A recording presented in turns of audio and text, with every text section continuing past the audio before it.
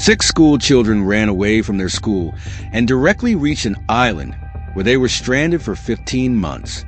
Suddenly one day, the boarding school authorities realized that 6 children had gone missing overnight. Initially, it seemed that the children had run away from the strict rules of the boarding school and reached their respective homes. But when the school authorities called the children's homes, it was discovered that they had not reached home. Then a complaint of the children's disappearance was filed with the police, following which an investigation was conducted for several months. But even after that, the children were not found and the investigation was closed. But the question remains, were they finally found alive or dead? Welcome back to Voyage Vault. The story begins in 1965 when 6 children go missing from a large boarding school in Tonga. You must have seen movies about boarding schools, where there are strict rules and you have to follow them to manage your daily life. The 6 children, Sione, Tevita, Kolo, Fatai, Samuela, and Mano, were also fed up with the strictness. One evening while sitting together, Sione suggested doing something exciting to escape the boarding school's monotony.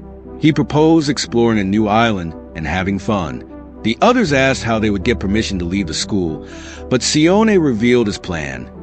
They would sneak out at night, explore the island, spend the night there, and return to school the next day.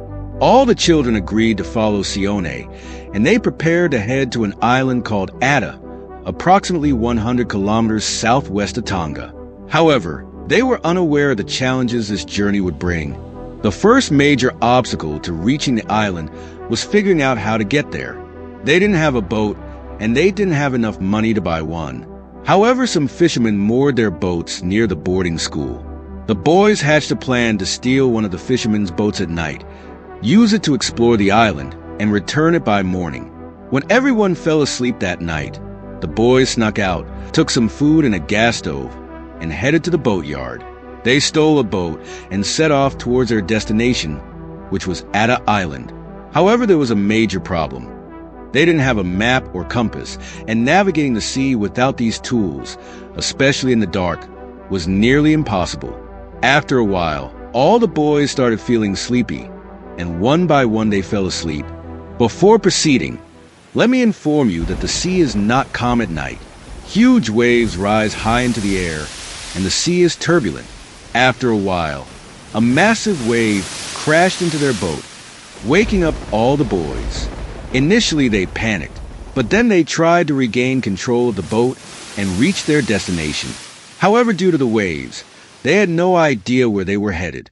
Some time passed, and when the waves subsided, they saw a large island ahead, which filled them with joy, thinking they had reached their destination. Now they wanted to take their boat to the island, but it was damaged due to the huge waves, making it difficult to control.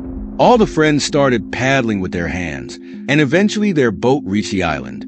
However, they were still at the base of the island, and climbing up seemed challenging due to the massive mountains ahead. Exhausted, they had no choice but to rest in the small caves at the base. After reaching the other side of the island, they realized they were stranded. Initially, everything seemed normal. They thought that if another boat passed by, they would ask for help and return to their boarding school. However, their bad luck was that Ada Island was deserted and no boats passed through. As they waited for a boat, another night passed, and the boys were starving and thirsty.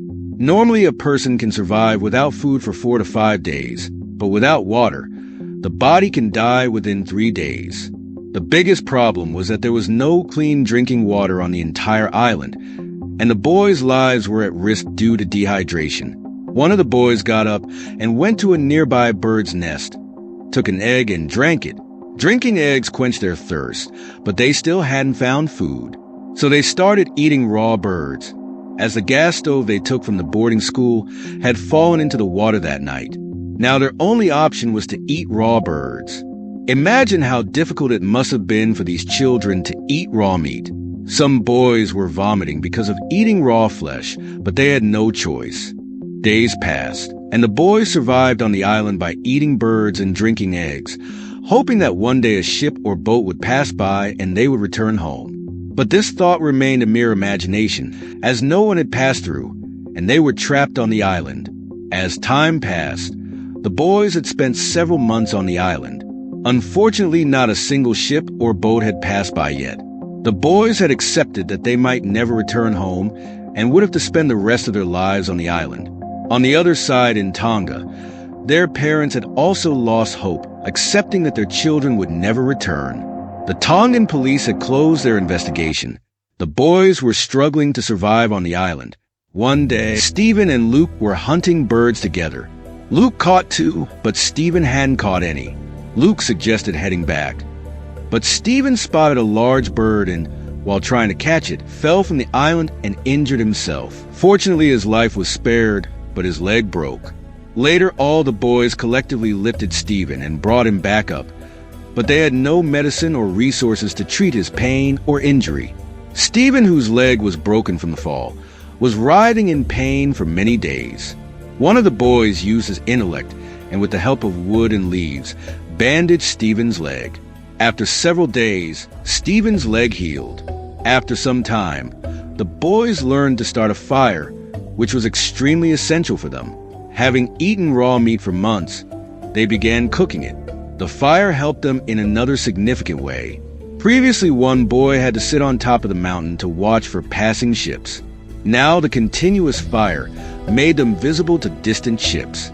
As time passed, these routines continued, and before they knew it, they spent 15 months on the island, without even realizing it themselves. During their 15-month stay, not a single ship passed by the island.